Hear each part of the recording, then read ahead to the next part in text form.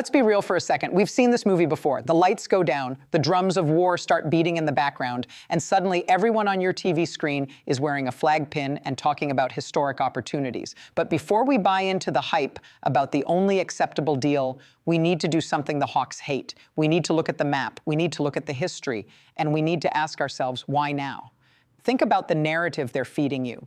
They want you to believe that diplomacy is just a fancy word for giving up. They want you to believe that the 2015 nuclear deal, the JCPOA, was some kind of cosmic disaster.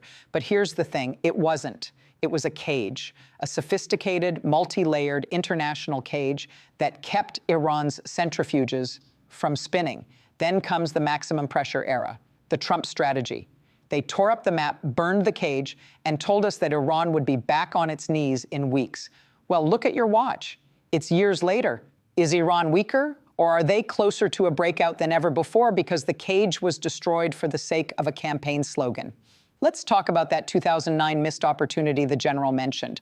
It's a favorite talking point for the Sunday morning war room crowd. They claim Obama missed his chance to topple the regime, but they never tell you the cost of that chance. They never mention that regime collapse isn't a clean surgical procedure, it's a bloodbath.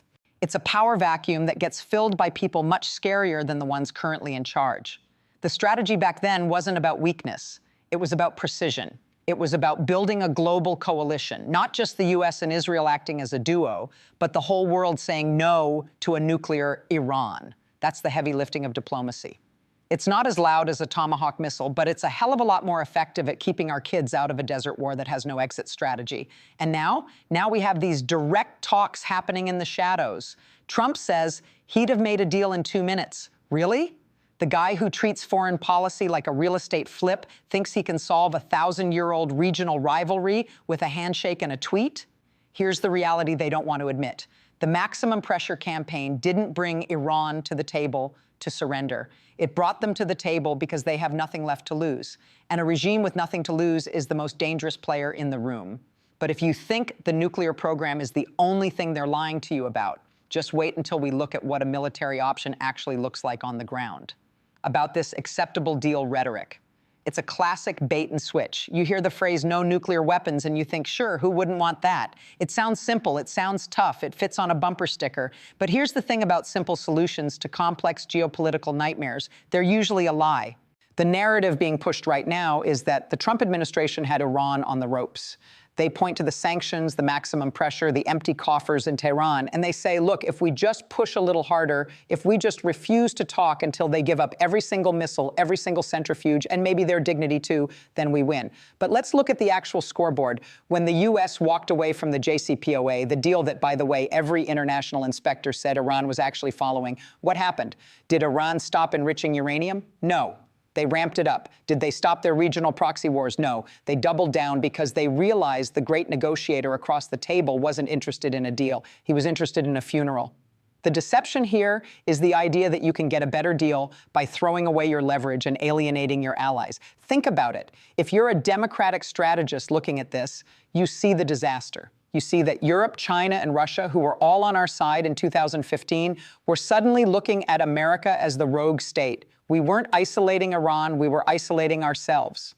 And then there's the secret sites argument. You heard the general. They have secret sites, they're lying about their energy grid.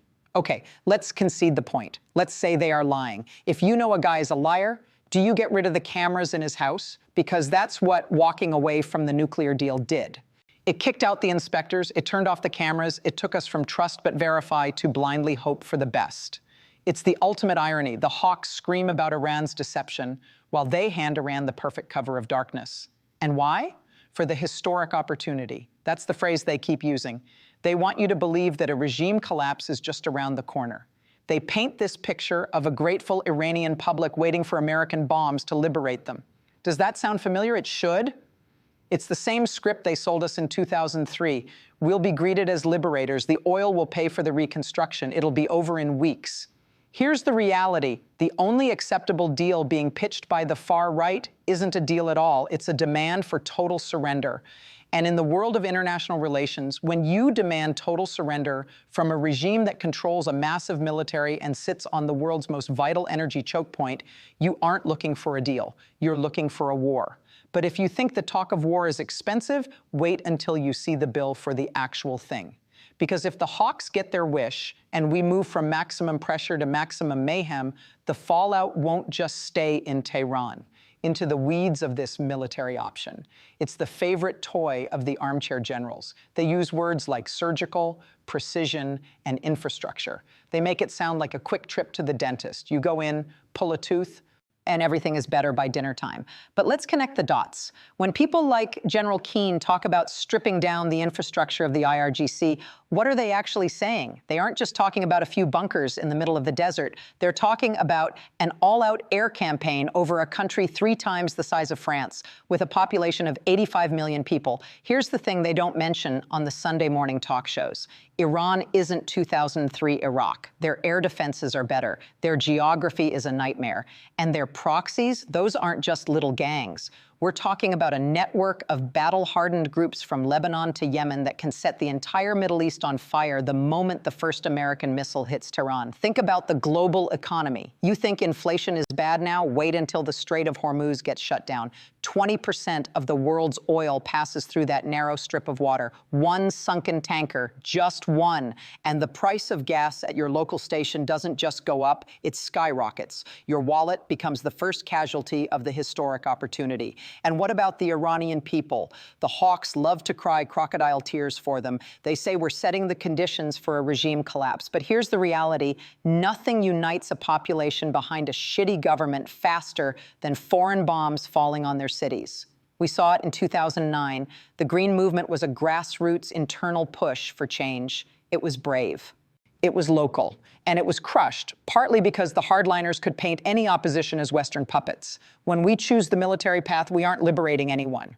We're handing the hardliners exactly what they want, a permanent state of war that justifies their grip on power. We're trading a nuclear program that we could have contained with diplomacy for a regional conflagration that we can't control with bombs. The danger isn't just that the mission might fail. The danger is that the mission succeeds, because a collapsed Iran doesn't turn into a liberal democracy overnight. It turns into a massive radioactive power vacuum. It turns into ISIS on steroids with a side of civil war. So when you hear the maverick pundits and the Fox News strategists talk about how this is a paradigm change for foreign policy, you have to ask, for whose benefit? Because it's certainly not for the American taxpayer, and it's certainly not for the stability of the world. But if you think the danger is limited to the battlefield, you're missing the biggest piece of the puzzle. Because the real fallout, it isn't just military, it's geopolitical. And it's going to change who actually runs the world while we're distracted by another forever war. Geopolitical paradigm change. That was the phrase General Keane used. It sounds impressive, doesn't it? It sounds like something you'd hear in a think tank seminar or read in a doctoral thesis. But let's translate that into plain English. In the Middle East, a paradigm change usually means a power vacuum. And history tells us one thing about power vacuums in this region. They never stay empty for long, and they are never filled by the good guys. The hawks want you to believe that if you decapitate the regime in Tehran, the whole network just withers away. They think Hezbollah in Lebanon, the militias in Iraq, the Houthis in Yemen, they all just pack up their rockets and go home. Please? That is a fantasy. If we strike Iran, we aren't just hitting one country. We are kicking a hornet's nest that spans 4 different nations. These proxies aren't just puppets on a string. They are heavily armed, ideologically driven, and deeply embedded. You take out the central command in Tehran, and suddenly you have thousands of localized warlords with nothing to lose and a lot of missiles to fire. And who pays the price? Our allies, Israel, Saudi Arabia, the UAE, the very countries we claim we're trying to protect. A desperate, collapsing Iranian regime doesn't go quietly. They lash out. They activate those sleeper cells. They turn the Cold War of the Middle East into a very hot, very messy sectarian brawl. Remember Libya? We were told getting rid of Gaddafi was a moral imperative. And it was. He was a monster. But we didn't have a plan for the day after. So what happened? Libya became a fractured, lawless state, a playground for terrorists and arms dealers. Now multiply that chaos by 10. That is what a collapsed Iran looks like. The hawks talk about enduring peace. But you can't bomb your way to peace. You can't impose stability from 30,000 feet. Real peace requires the hard, boring work of diplomacy. It requires leverage, yes, but it also requires an off-ramp. When you corner a regime and say the only way out is your total destruction, you aren't offering them a choice. You are forcing them to fight to the death. And in a region this volatile, a fight to the death drags everyone down with it. So when they sell you this vision of a new Middle East born from the ashes of Tehran, ask yourself, do you trust the architects of the Iraq War to build it? Do you trust the people who thought mission accomplished was a good slogan to manage the fallout of a conflict that could dwarf everything we've seen in the last 20 years? The regional fallout isn't a side effect, it's the main event. And it's the one thing they are desperate for you to ignore while they dazzle you with satellite photos of nuclear sites. But there is another way. It's not flashy. It doesn't make for good cable news sound bites. But it actually works. And it's the path the Democrats and, frankly, the rest of the sane world have been trying to walk for years. So what is the alternative? If we don't drop the bombs, if we don't start the war, are we just weak? Are we just appeasing the tyrants? That's what the loud voices want you to think. They want you to believe that the only tool in the American toolbox is a hammer. But here is the truth that adults in the room understand. Diplomacy isn't about trusting your enemy. It isn't about hugging it out. It is about leverage. It is about building a box so tight, so international, and so economically suffocating that the regime has no choice but to stay inside it.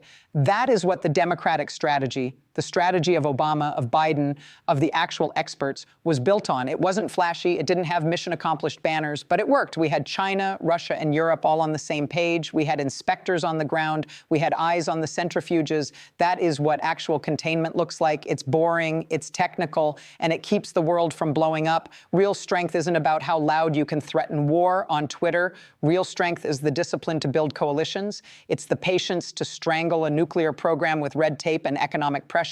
Rather than blowing it up and scattering the radioactive pieces across the desert, the hawks offer you a fantasy of victory, a quick strike, a regime change, a parade. But we know better. We know that victory in the Middle East is a mirage. The only winning move is stability. The only winning move is keeping the nuclear genie in the bottle without shattering the bottle itself. So the next time you hear a general or a pundit tell you that war is the only acceptable deal, ask yourself this: are they betting with their chips, or are they betting with your future? Because at the end of the day, destroying a deal is easy. Any fool with a match can burn down a house. It takes a hell of a lot more strength and a hell of a lot more courage to build one that stands. Don't let them sell you a war disguised as a solution. We've bought that lemon before, and we're still paying for it.